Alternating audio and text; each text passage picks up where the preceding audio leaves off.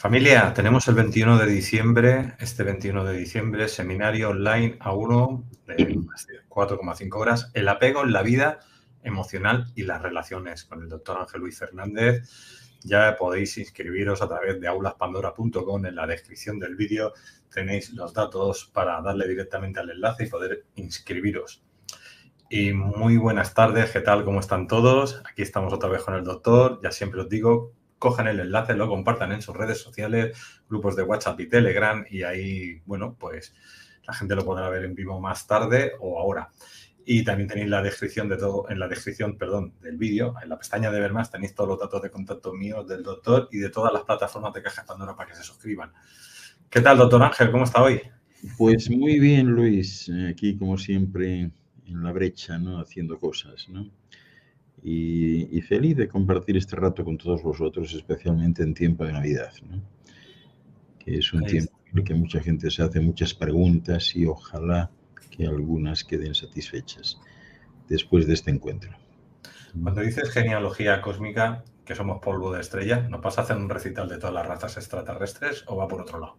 Pues, bueno, un recital de razas sería imposible, ¿no? Porque eso es como si me pidieses hablar de las peculiaridades de cada grano de arena de las playas de España, ¿no? O sea, sería virtualmente imposible, pero sí voy a hablar de razas, las razas que se asentaron aquí, y voy a hacer un poco de historia, que yo creo que será un poco sorprendente para todos, especialmente en tanto en cuanto voy a tratar de llegar a ese punto de justificar qué pasó aquí, es decir, de dónde viene la gente, ¿no? Todo el mundo se pregunta esto, ¿no? Y es que yo no sé si soy de aquí y tal. Bueno, yo les digo siempre lo mismo. Tú tienes un padre y una madre, ¿verdad? Pues sí, bueno, pues de ellos vienes, ¿no? Hasta, por lo menos, hasta donde yo sé. Luego lo que hay detrás es otra cuestión distinta, ¿no? Y de eso voy a hablar un poquito hoy. Vamos a ver. Así que nada, Sí, vamos adelante con ello. me dispongo a estar para vosotros y que preguntéis pues todo aquello que os apetezca, ¿no? Y yo con muchísimo gusto, si soy capaz de ello, pues allá va. De todas maneras, Luis, yo quiero también dejar claro un aspecto, es decir, yo no pretendo con estas intervenciones, no pretendo que me crea nadie.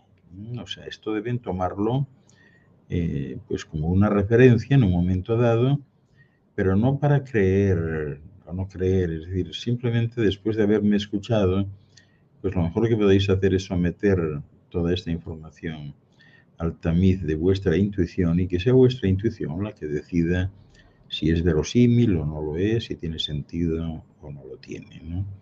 O sea, que a mí de entrada no me creáis absolutamente nada. Yo aprecio que estéis ahí, me deis la oportunidad de sentarme con vosotros un rato y de contaros alguna historia que otra, ¿no? Y dicho esto, pues nada, comienzo. Sí, sí, adelante. Tengo ganas ya de hacer preguntas.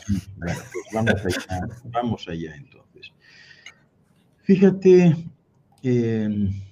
esta historia que os contaron aquí comienza hace exactamente ahora, por si queréis anotar el número, comienza exactamente hace 37.936 años, ¿no? Hace 37.936 años llegaron aquí, es decir, y cuando digo llegaron, significa que no surgieron aquí, que vinieron de afuera. Llegaron Adán y Eva. Llegaron cuando el jardín del Edén, del que ya habéis oído hablar, pues estaba en plena efervescencia, ¿no? Lo hicieron hacia el mediodía, sin previo aviso, vinieron en una estructura preciosa, ¿no? Era una estructura piramidal que parecía de alguna manera como transparente, es decir, es como vista desde lejos parecería de cristal, ¿no? Y se sentaron aquí, venían acompañados pues, por un equipo encargado, por un personal encargado, y este personal era el que estaba encargado en trasladar a los bioelevadores que venían con ellos, porque ese era un poco el programa que tenían. Aquí había surgido ya una raza autóctona, con aquellos dos seres de los que os hablé en algún tiempo, que se llamaban Sontaen y Sontaan. Se llamaron ellos aquí, ¿no? El cariñito de papá y de mamá, ¿no?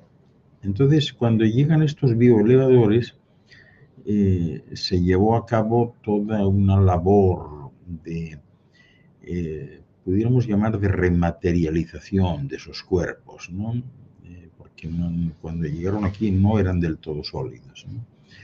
Y transcurrieron unos 10 días desde el momento de su llegada hasta que se volvieron a presentar, ya pudieron integrarse en forma humana dual, como las personas que venían al cargo de aquel grupo, ¿no? Normalmente este tipo de seres prestan siempre el servicio juntos, o sea, no a nivel individual, los bioelevadores me refiero, ¿no? Y la esencia de su servicio estriba en no estar separados en ningún momento, en ninguna parte, tienen que estar juntos, ¿no? Por esa razón se les ve siempre actuar en parejas, y eso es importante que lo sepáis, ¿no? Por tanto, cuando hablamos de ascendencia cósmica, me voy a referir a ellos, es decir, si uno hace caso a esos textos que llaman aquí sagrados, pues se desciende de Adán y Eva, ¿no? Adán y Eva tuvieron bastante descendencia, ¿no? Recordaréis a Caín, Abel y a Set, ¿no?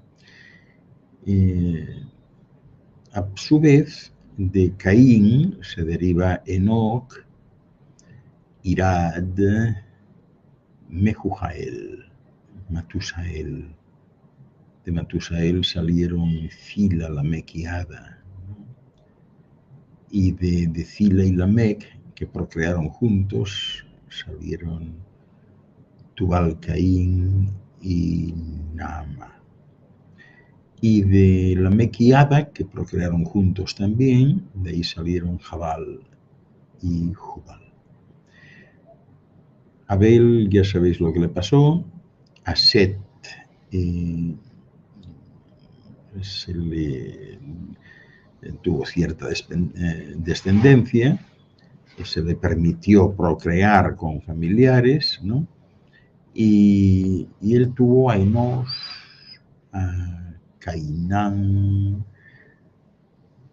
a Mahalael, a Jared, Matusalén, y de ahí vino Noé también. Es decir, que Adán y Eva procrearon aquí y crearon descendencia, y claro, se fue abriendo el árbol, ¿no? Cada vez más ramas y más ramas, hasta llegar a un punto de inflexión en el que surgís vosotros, ¿no?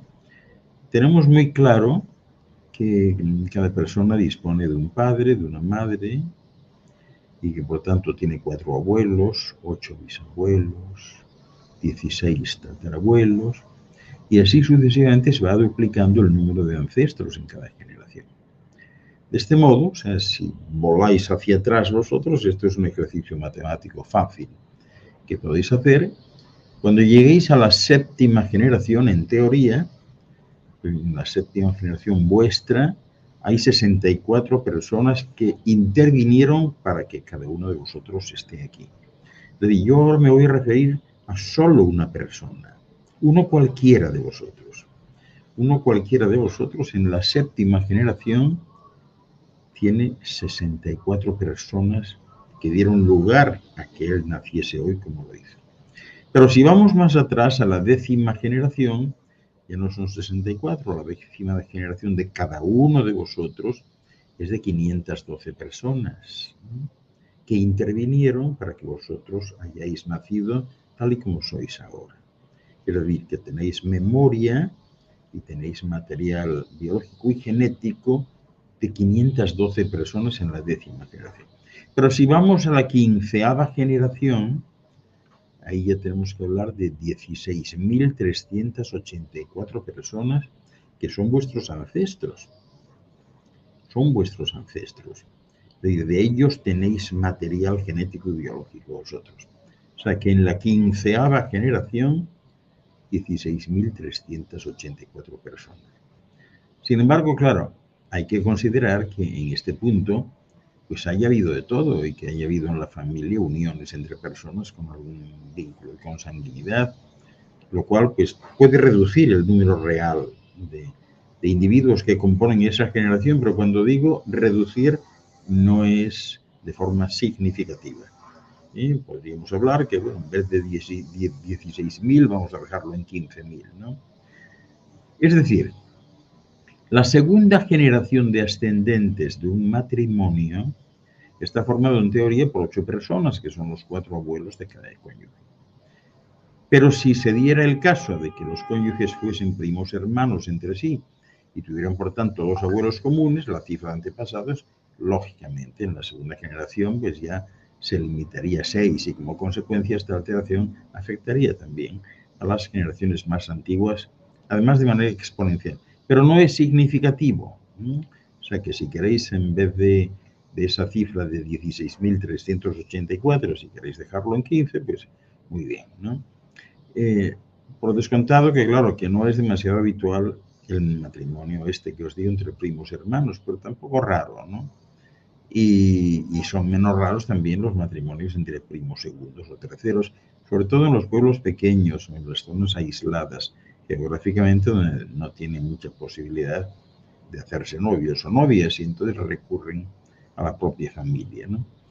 Pero hay una serie de investigaciones genealógicas recientes que demuestran que estas circunstancias rebajan de manera considerable el número de ancestros reales. Pero si estudiamos con rigor la genealogía ascendente de cualquier persona, de uno de vosotros, nacido ahora mismo, o nacido hace 30 años en esta época, y si tenemos en cuenta una media de 30 años por generación, entonces tenemos que pensar que la generación número 29, es decir, la 29ª, o la generación 30, hay que situarla en el siglo XI, ¿no? De modo que, bueno, volviendo atrás, ya habíamos quedado que la 7ª generación, 64 ancestros. En la 10ª, 512. En la 15ª, en la número 15, 16.384. Y en la 29ª, en la número 29, 268 millones. 268 millones en el siglo XI dieron lugar a cada uno de vosotros. O sea que desde el siglo XI hasta acá, y no voy hasta el siglo I, sino hasta el siglo XI nada más, del siglo XI hasta acá, cada uno de vosotros ha sido formado por 268 millones de personas. Es decir, que tenéis ahí un montón de individuos detrás que dieron lugar a quienes sois hoy. Esto es importante, ¿no? Porque si seguimos con la matemática, es decir, comenzamos con esos 2 padres, 4 abuelos, 8 bisabuelos, 4 generaciones atrás, los ancestros directos, 32. Pero si seguimos multiplicando, entonces saldría que hace 40 generaciones tendríamos 1 billón de ancestros, todos ellos viviendo a la vez en el año 405 a.C. Y esto es imposible, porque nunca hubo tantos humanos, ¿no? ¿Cómo explicarlo? Bueno, porque se mezcla unos con otros, ¿no? Pero sí que es cierto que volviendo a la 29ª generación, con los 268 millones de personas, pues bueno, nos quedamos un poco asombrados, ¿no? Porque estamos hablando de 268 millones de personas que han dado lugar a cada uno de vosotros, a uno solo, ¿no? ¿Qué sucede? Que según cálculos recientes, en esa época, en el siglo XI, solo vivían en la Tierra unos 100 millones de personas, tal vez menos. ¿Qué deberíamos pensar? Volvemos atrás, 8 generaciones. Cualquiera en la octava generación tendría por lo menos 256 antepasados, ¿no?, de consanguinidad, ¿no? Menos de 100 millones en la generación 29, ¿no? Tenemos un ancestro común. ¿De dónde surge todo esto? Hay que pensar de ahí arriba. Hay que pensar de ahí arriba porque si no las cuentas no salen. Hay que pensar que alguien trajo aquí gente y se quedaron, hicieron lo que tenían que hacer, si eran profesionales de algo o venían a ayudar en algo, ayudaron, algunos se fueron, algunos se quedaron, ¿no? Y gracias a eso, pues fueron surgiendo las razas, ¿verdad?, según los seres que procedían de distintos lugares. Si nos vamos a la Eva mitocondrial, según la genética humana, encontramos que fue una mujer africana que en la evolución humana pues correspondería al ancestro común más reciente de tipo femenino, que poseía las mitocondrias de las cuales descienden todas las mitocondrias de la población humana actual, según las pruebas de tasas de mutación de genoma mitocondrial. Esta Eva, esta mujer, vivió aproximadamente hace unos 200.000 años. Pero entonces, aquí tenemos que hacer una parada. Si han existido unas 7.000 generaciones que conducen hasta la nuestra, desde que nuestra especie apareció en escena hace 200.000 años, ¿dónde están todos los ancestros perdidos? Es cierto que una respuesta es que se cruzaron unos con otros, es decir, que todos tenemos unos ancestros comunes. Una vieja tatarabuela común, ¿verdad?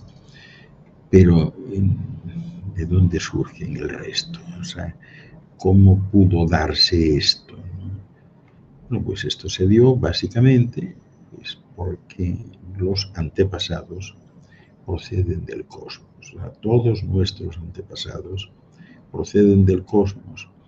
Aquí la única raza original que nació aquí, que surgió de aquí, igual que surge en todos los mundos habitados que cuentan con algún tipo de condiciones para que la vida florezca, aquí la raza que se generó fue la raza negra. La raza negra, que es la raza, bueno, la raza negra entre comillas, porque yo últimamente la llamo marrón, ¿no?, porque son más marrones que otra cosa, ¿no? Y esa es la raza original. Todas las demás razas tienen una ascendencia cósmica, ¿no? Y así se dio, es decir, cuando aquí comenzaron a multiplicarse los descendientes de color de lo que llamaban entonces la familia Sangig y buscar la oportunidad de expandir sus dominios en territorios pues, que resultaban adyacentes. El quinto glaciar, el tercero según la cuenta geológica, ya estaba bien avanzado en ese momento en su deriva hacia el sur de Europa y Asia, ¿no? Y a estas primeras razas de color se las sometió a una prueba extraordinaria debido a los rigores y, bueno, y a las penalidades de ese periodo glacial en el cual se originaron. Y tan extendido estaba ese glaciar en Asia que durante miles de años cortó toda la inmigración hacia Asia Oriental y tampoco les fue posible llegar hasta África, hasta mucho, mucho tiempo después, cuando retrocedió al mar Mediterráneo y sobrevino la elevación de Arabia. Así pues, durante unos 100.000 años, estas razas, estas gentes Sangig se propagaron por las estriaciones y se entremezclaron, ¿no?, a pesar de la antipatía particular y a la vez natural que sí se manifestó desde un principio entre las distintas razas. Por eso en el periodo entre la época de lo que se llamó en su momento el príncipe planetario y la de Adán, la India hospedó a la población más cosmopolita que jamás se haya encontrado sobre la faz de la Tierra. Pero fue pues lamentable que esa mezcla llegara a comprender tal proporción de las razas verde, anaranjada y índiga que al final ya no se sabía quién era quién, ¿no? Estos pueblos, que eran pueblos pues, secundarios de la raza original Sangui, hallaron más fácil y agradable la existencia en las tierras meridionales y muchos emigraron después a África. O sea, estamos hablando, fijaros, de un área que cubre lo que hoy es Irak, India, Afganistán, toda esa zona. Los pueblos primarios de los Sangui. Las razas superiores evitaron la zona tropical porque estaba copada en las áreas tropicales y subtropicales, que estaban copadas precisamente con la plana mayor de los que se habían desplazado aquí. El hombre rojo se dirigió hacia el nordeste, fue hacia Asia, seguido de cerca por el hombre amarillo, mientras que la raza azul fue hacia el norte, se desplazó a Europa hacia el noroeste, ¿no?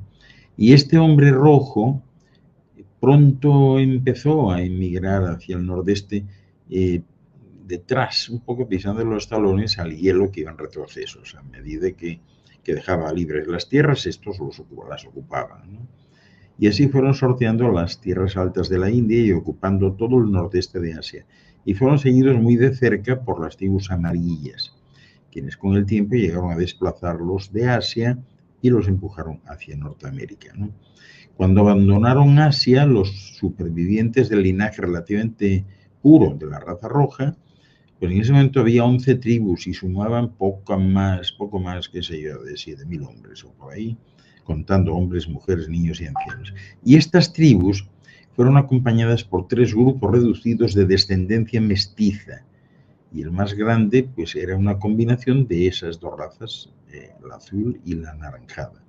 Nunca llegaron a confraternizar plenamente con el hombre rojo y al poco tiempo pues se fueron bajando hacia México y América Central, donde se juntaron más tarde con un grupo pequeño que también había emigrado de amarillos y rojos. Y todos estos pueblos se cruzaron entre sí y fundaron una raza nueva, una raza amalgamada que era mucho menos problemática, menos belicosa que los hombres rojos de sangre pura. Y así en 5.000 años esta raza se subdividió en 3 grupos, estableciendo las civilizaciones estas que se dieron en México, Centroamérica y Sudamérica. Y esta rama sudamericana sí que recibió un poco de la sangre de Adán, ¿no? Por eso en Asia los primeros hombres rojos y amarillos se mezclaron hasta cierto grado y la prole de esta unión se trasladó hacia el oriente por la costa del mar meridional y a la larga fueron empujados hacia las penínsulas y las islas que había por allí, por esa raza amarilla que resultó muy prolífica, ¿no? Y que al final derivaron en esos hombres morenitos que hay hoy en día, ¿no? La raza amarilla siguió en Asia Oriental y esta ha sido de todas las razas la que ha sobrevivido en número mayor, ¿no? Aunque el hombre amarillo tuvo de cuando en cuando también guerras raciales, pero no se embarcó en guerras de exterminio como hacían los otros, que resultaron tan implacables, ¿no? Como los que, pues eso, liberaban los hombres rojos, verdes y anaranjados. Y estas 3 razas prácticamente pues, se aniquilaron entre sí antes de ser arrasadas por completo por los enemigos de otras razas, ¿no? Cuando llegó el quinto glaciar no fue tan fuerte como los otros y entonces eso permitió, como decía, que las razas de los pueblos Sangui que migrasen al nordeste al retroceder el hielo. Entonces los hombres azules, junto con algunos otros grupos raciales pequeños, se movieron hacia el oeste por las antiguas sendas de las tribus de Andón, que fueron las que invadieron Europa poco a poco, ocupando la mayor parte del continente, ¿no? Y así no tardaron en Europa en tropezar con los descendientes neandertales de su antepasado primitivo común, que era uno de los 2 primeros padres, Andón, ¿no? El compañero de Fonta, ¿no? Y a quien llamaba, entre ellos se llamaba Sontaan, ¿no?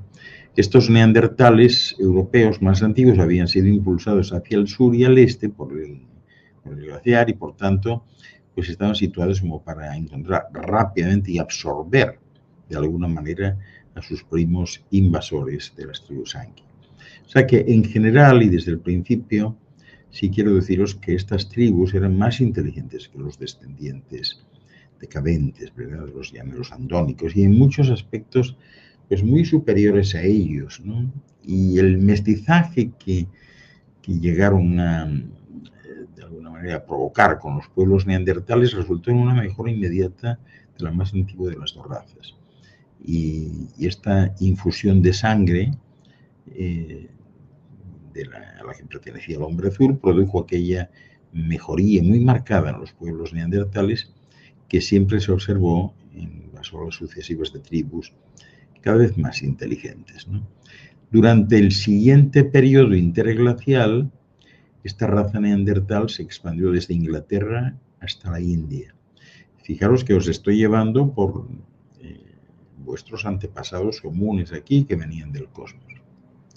El resto de la cepa azul que había quedado en la antigua península pérsica se amalgamó más adelante con otras ciertas razas, principalmente la amarilla, y la mezcla resultante, que posteriormente fue algo mejorada por el influjo de aquella raza violeta de Adán, pues ha perdurado hasta hoy día con las tribus nómadas, ¿no?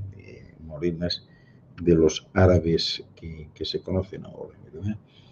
Y así todo esfuerzo por identificar a esta descendencia sánguic de los pueblos modernos, pues tiene que tener presente toda la mejora subsiguiente de esas variedades raciales, ¿no? Que fueron el resultado del influjo de la sangre adánica, ¿no?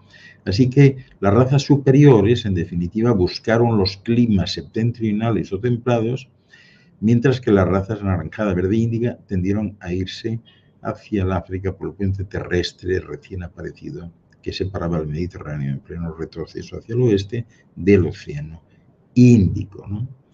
Y bueno, pues el último del que se tiene noticia fue el hombre índigo, ¿no? De esa raza sánguiga. Este emigró del centro de origen racial más o menos en la época en la que el hombre verde exterminaba a la raza original anaranjada que se había establecido en Egipto, descendiente de Atlantis, debilitándose, pues eso, terriblemente en todo el proceso, ¿no? Y así comenzó el gran éxodo negro hacia el sur de Palestina a lo largo de la costa, ¿no? Que dio lugar, por cierto, a los primeros judíos. Más adelante, cuando estos pueblos índigo, que tenían una gran fuerza física, cuando invaden Egipto, exterminaron al hombre verde, pues porque eran superiores en número, ¿no? Y estas razas índigo absorbieron a los descendientes restantes del hombre verde y bueno, también del hombre anaranjado, ¿no? Por eso algunas tribus indios se mejoraron considerablemente por medio de esta amalgama racial, ¿no? Y parece ser que Egipto en un principio pues sí fue dominado por el hombre anaranjado y luego por el verde, seguido por el hombre índigo, ¿no? Que dio lugar al negro puro, ¿verdad? No al amarronado que os decía al principio, ¿no? Así que al acercarse a su fin las migraciones de los sánguic, estas razas verde y naranjada ya no existieron. El hombre rojo ocupó Norteamérica, como ya sabéis, ahí tenéis a los esquimales y algunos indios, ¿no? El hombre amarillo quedó en la zona de Asia Oriental, el hombre azul en el norte de Europa. Ya sabéis que los nórdicos, de tan blancos que son, parecen azules, es una reminiscencia del hombre azul. Y la raza índigo pues ha ido a parar a África y a algunos lugares del sur del continente, ¿no? La India se quedó con una mezcla de las cepas secundarias de los sánguic y el hombre moderno pues no es otra cosa que una mezcla de la raza roja y la amarilla, y terminó ocupando las islas frente a la costa asiática, ¿no? O sea que este es un poco el planteamiento, ¿no? O sea, de lo que aquí sucedió, ¿no? Que hay que tenerlo muy presente, ¿no? Pues sobre todo porque las luchas de estas primeras edades se caracterizaron básicamente, pues yo diría que por la valentía y por el denuedo y hasta el heroísmo de todos ellos, ¿no? Y lógicamente, pues hoy hay mucha gente que se lamenta de que muchos de estos rasgos vigorosos y excelentes de los antepasados primitivos pues hayan dejado tan poco efecto en las razas más recientes.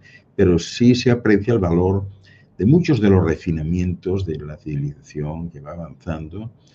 Y bueno, aunque se extraña esa persistencia, ¿no? Y la espléndida dedicación de aquellos primeros antepasados, que a veces rayaban en la grandeza y en la sublimidad, como no podía ser de otra manera, pues hoy debemos de tener muy claro que los números no encajan y que efectivamente en todos estos astros lo que sucede pues es una lluvia de seres de otros lugares que siempre están dispuestos a ayudar, sobre todo cuando se termina un astro y bueno, ya se empiezan a producir los primeros albores de la vida.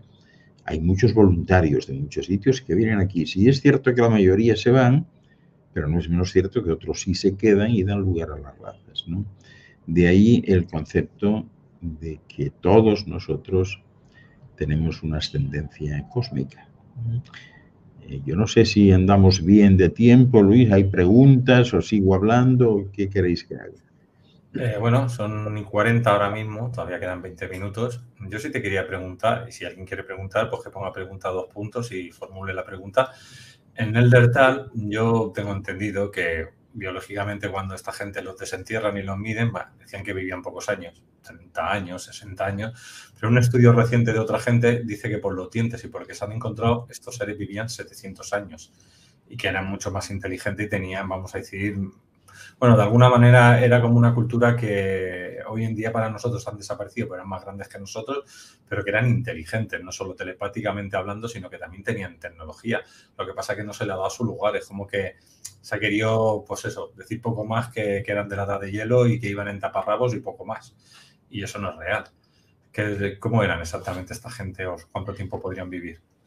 Bueno, pues es cierto lo primero, o sea, los neandertales no vivían mucho, ¿no?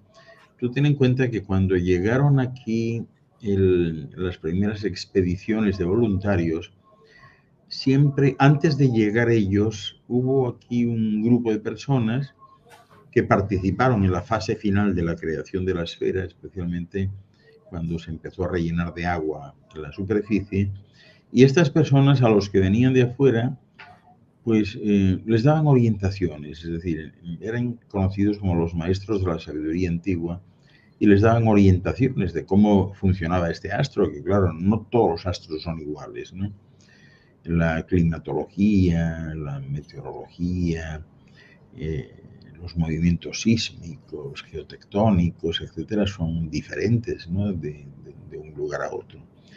Y entre los aspectos más significativos que ellos mencionaban era que cuando se instalasen, que era preferible que lo hiciesen en el cinturón ecuatorial, es decir, en áreas tropicales y subtropicales, porque ahí van a estar bien, no había grandes distancias, ¿no?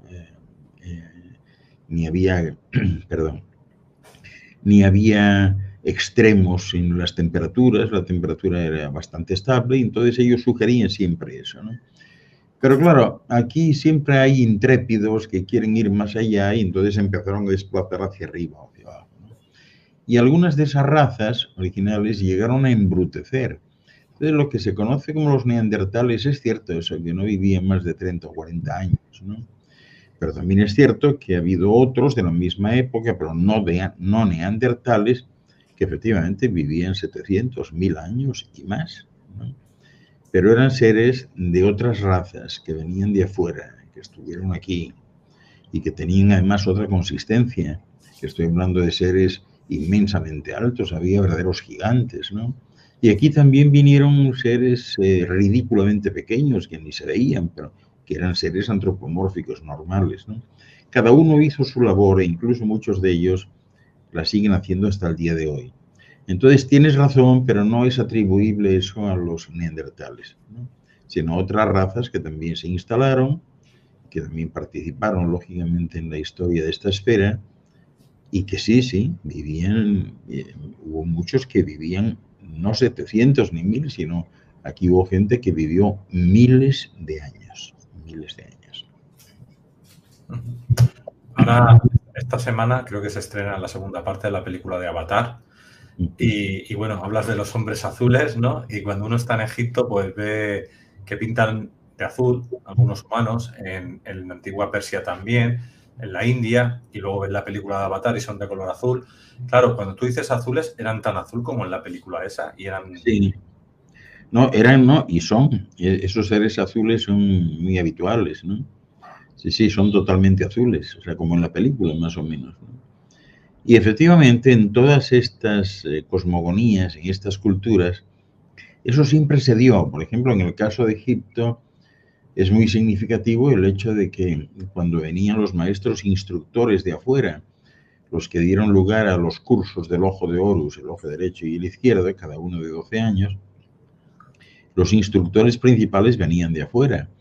Y se trataba, pues, no tanto de llegar a la inmortalidad de estos cuerpos, sino precisamente a alargar los periodos útiles de vida, ¿no?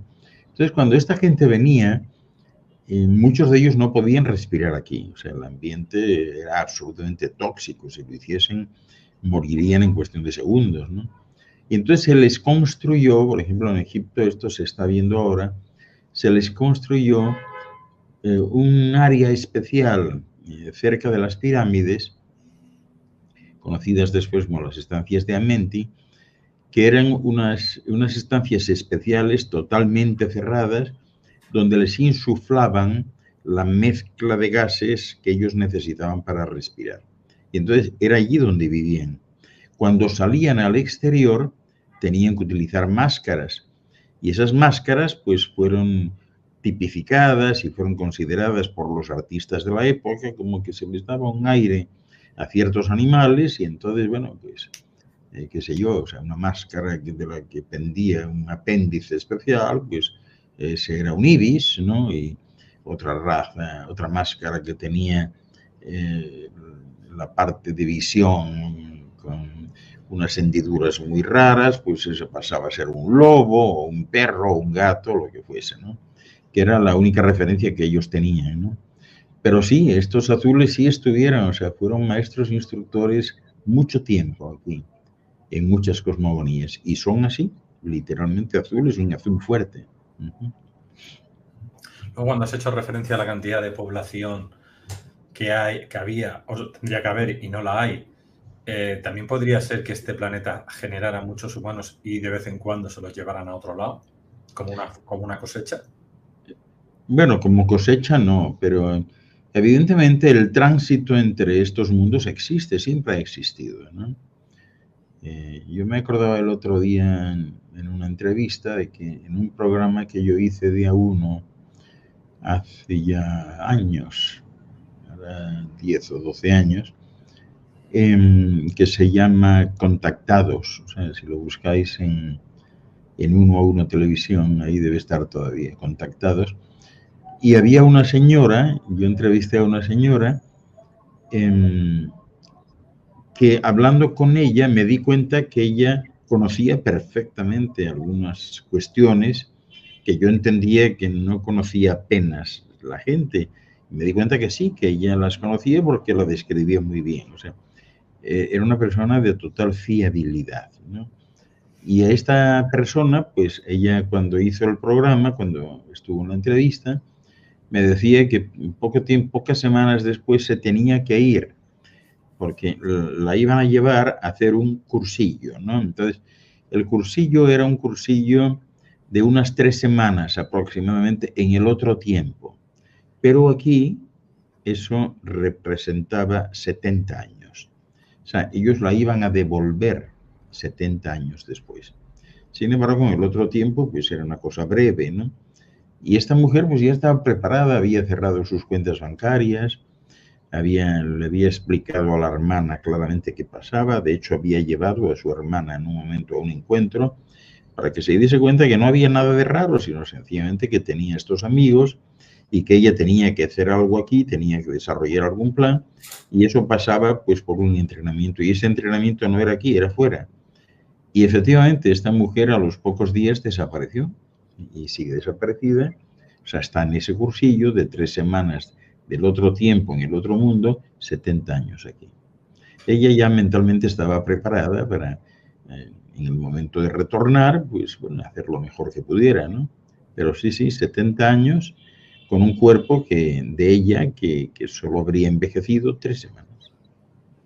Claro, yo te lo comentaba porque, por ejemplo, vi un vídeo de San Petersburgo en el 1890, donde la ciudad parecía prácticamente vacía y y he visto otros vídeos también del 1890 o sobre esas fechas, donde había las ciudades con las construcciones hechas, pero apenas vivían humanos. Y de golpe y porrazo, como un siglo después, empiezan a aparecer una serie de niños que repoblan, vamos a decir, el planeta, pero que les llaman huérfanos por la Primera Guerra Mundial. Y realmente hay más niños que gente que murió en la Primera Guerra Mundial, con lo cual no cuadran los números con los padres que murieron.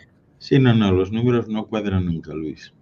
Ya digo que en este caso esta sencilla operación aritmética que cualquiera puede hacer, que es ir dando marcha atrás, a ver de quiénes has salido tú y no te cuadran los números.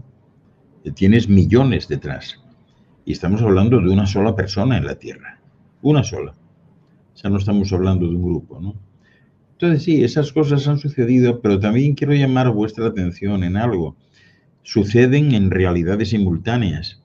Hay realidades que incluso han sido fotografiadas y filmadas y hay material de esas otras realidades simultáneas y ese material está aquí. O sea, y han cambiado las cosas, pero tampoco tanto, pero han cambiado, por ejemplo, en el sentido de lo que tú dices, que de repente estás en un sitio y da la impresión de que aquello pues está solo, ¿no? Y en un momento dado pues llega gente pues a repoblarlo o a volver a utilizarlo. Este es un tema muy interesante porque incluso aquí, ahora mismo, hay muchas ciudades y muchos lugares que están completamente vacíos. O sea, la gente no ha querido vivir por la razón que fuese y no tienen venta alguna. Y esto yo creo que tenéis que prepararos mentalmente porque esto es lo que va a suceder con las ciudades. O sea, y tiene todo el sentido de que suceda.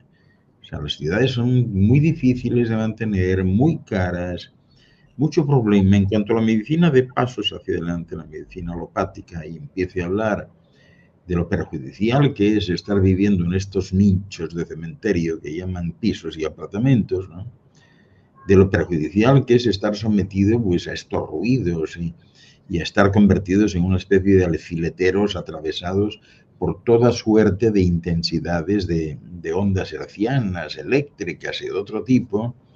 Y bueno, cuando eso se empiece a comprobar y empiecen a alertar en ese sentido, lógicamente la gente va a ir dejando las ciudades.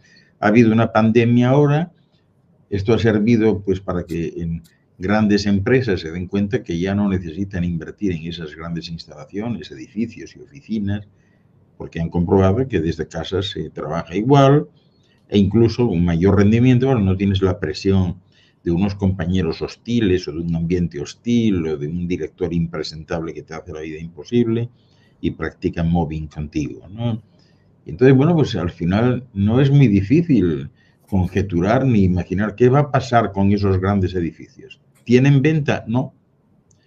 ¿Tienen posibilidad de que les alquilen? Tampoco. O sea, ¿quién va a alquilar una oficina en una planta de 500 o de 1000 metros cuadrados y tú eres el único que está allí? Nadie va a alquilar eso.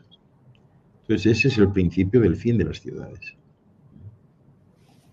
Pues sí. Bueno, pues familia, los que nos estáis viendo ahora, pues ya sabéis, tenéis este seminario online el miércoles 29 de diciembre con el doctor. Cuéntanos, doctor, ¿qué vamos a trabajar aquí en este seminario? Pues vamos a hablar del apego. El apego son los lastres, ¿no? Y los lastres, sobre todo emocionales y relacionales, son terribles, ¿no? Porque no te permiten despegar. En algún momento yo he comentado y he escrito sobre ello, ¿no? Que el ser humano es como un globo aerostático, ¿no? Que está en tierra, que tiene la cesta preparada, el globo ya está inflado, el quemador funcionando, todo está bien, pero el globo está amarrado por unos cables a tierra. Para que el globo fluya, suba hacia la libertad, hay que cortar esos cables. Y esos cables tienen nombre, esos cables son los lastres. Esos cables se llaman prejuicios, razones, inhibiciones, vanidades, juicios a los demás, miedos, sentimientos de ridículo, vergüenzas, o sea, todo eso son los lastres, ¿no? Los lastres impiden avanzar de la misma manera que impiden los cables al globo el despegue, ¿no? Y de eso voy a hablar. O sea, realmente es un seminario interesante en ese sentido. Hablaré no solo por qué se produce esto, cómo está, sino que voy a hablar de posibles soluciones para ir dejándolos y, bueno, y ser libres, ¿no? Pues este seminario, por lo que estoy viendo, pues ya es el último de este año. El último. El último. O sea que podéis ver los otros también, ¿eh? Podéis pasar estas navidades si os aburrís haciendo todos los otros que hemos hecho, ya no este año, sino los anteriores años. Y ya empezaremos en enero con otra nueva edición, con nuevos programas para, bueno, lo que se dice aquí, nuevos seminarios para seguir dando. Y luego en verano supongo que tendréis otra vez el congreso, ¿no? Aquel online que hicisteis. Sí. En agosto tenemos la conferencia mundial, la 9ª Conferencia Mundial de la Paz y de la Luz, que es el 18, 19 y 20 de agosto. Y también, por cierto, el domingo que viene tenemos un evento precioso que es, le llamamos nosotros el maratón, es el segundo que hacemos. Y son 24 horas ininterrumpidas, donde hay de todo, ¿no? Hay documentales, hay conferencias, hay gente muy interesante de todo el mundo que van a estar allí dando conferencias. Y luego hay una subasta, porque el maratón se hace en ayuda al centro de luz que estamos empezando a construir en las afueras de Santo Domingo, y que es una especie de faro para la humanidad, porque es un lugar donde pretendemos que todos pues los peregrinos por la paz y la luz encuentren respuestas a sus preguntas. Esa es una construcción que se está haciendo para la humanidad, es un proyecto para la humanidad.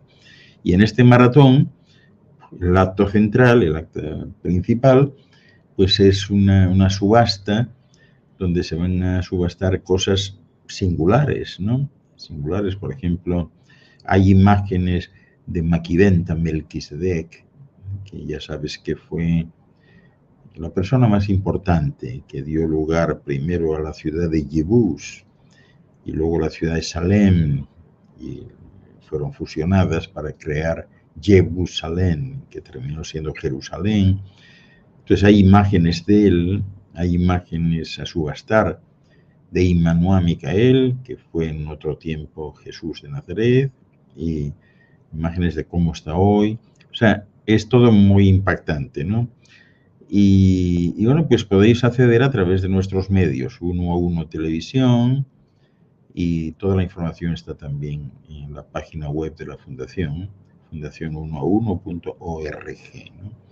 Así que estáis todos cordialmente invitados a participar de esta magia de la Navidad, que es especial. Perfecto, pues casualmente hoy no han entrado preguntas, que ya es raro. El otro día hicimos un programa largo de preguntas y creo que la gente se ha cansado, o no sé, pero bueno, el próximo vídeo que hagamos esperemos que sí que formulen las preguntas. El tema ha sido muy interesante y seguro que cuando lo veáis en diferido vais a querer hacer 100 preguntas, o sea que os las apuntáis y otro día nos las hacéis, aunque el tema sea de otro tipo, pero yo creo que el tema de hoy da para mucho juego y espero que la gente, pues eso, haga las preguntas aunque sea en otro programa. Pues Ángel, si quieres lo dejamos aquí y si te quieres despedir diciendo algún tema o lo que tú quieras. Pues nada, lo que quiero es, posiblemente no nos veamos hasta después de la Navidad, pero en cualquier caso, recordad que la Navidad es un momento importante aquí, porque hay una serie de energías que solo fluyen en los solsticios, ¿no? La gente está más predispuesta a ayudar, a hacer cosas, ¿no? Y fijaros cómo incluso la misma palabra invita a la reflexión. Navi es de navegar y Dav es de dar. O sea, eso quiere decir, si uno lo analizase ex profeso, que en la Navidad es el momento de soltarte, de navegar hacia los lugares donde no vas habitualmente, que no son otra cosa que los corazones de aquellas personas a quienes amas y que seguro que te aman también, ¿no? Y a dar lo que puedas, sobre todo a los más necesitados. hacer acto de presencia y darles algo, ¿no? Ese es el objetivo de la Navidad. Y eso es lo que os deseo, ¿no? Una Navidad preciosa para todos, llena de luz, donde podáis navegar y donde podáis dar, pero no aquello que os sobra, sino aquello que otros necesiten, independientemente de si os gusta mucho o no os gusta mucho. Es decir, el desprendimiento es esencial en todo esto. Que podáis entregar, si lo tenéis, aquello que otra persona necesita o que otra institución necesite, ¿no? Ese es el espíritu de la Navidad. Y espero que lo podáis ejercer y que llegue por allí primero Santa Claus en persona y después esos 3 reyes que suelen delegar en los padres y en sus buenos amigos cuando no pueden llegar a los sitios y que os traigan lo mejor. Lo mismo para vosotros, Luis, en Caja de Pandora. Aprecio, admiro mucho lo que hacéis, a veces contracorriente, y yo estoy de vuestro lado y estaré siempre. Paz, luz y salud para todos. Feliz Navidad. Muchas gracias, Ángel. Pero hay una pregunta camuflada que no he dicho. A ver si la podemos contestar, de Marta. Dice, ¿nuestros ancestros seremos nosotros mismos? Es una posibilidad, ¿sí? Es una posibilidad. Llegará un tiempo en que nosotros mismos podamos dar marcha atrás, sobre todo a lugares especiales, ¿no? Quién sabe, o sea, a lo mejor uno puede ir al tiempo de los abuelos a vivir 2 días de aquel tiempo, porque aquel tiempo era esencial. Y esa vida de 2 días con los abuelos y con todo aquel ambiente, de seguro constituye una inyección de esperanza y sobre todo una inyección de paz, ¿no? Para llevar al mundo del futuro. Claro que sí, eso es perfectamente posible. Muy bien, pues muchas gracias, doctor Ángel Fernández. Ha sido un placer tenerte todo el año en la Caja de Pandora y nos vemos en enero y dando caña otra vez. Muchas gracias. Un abrazote fuerte. Hasta luego.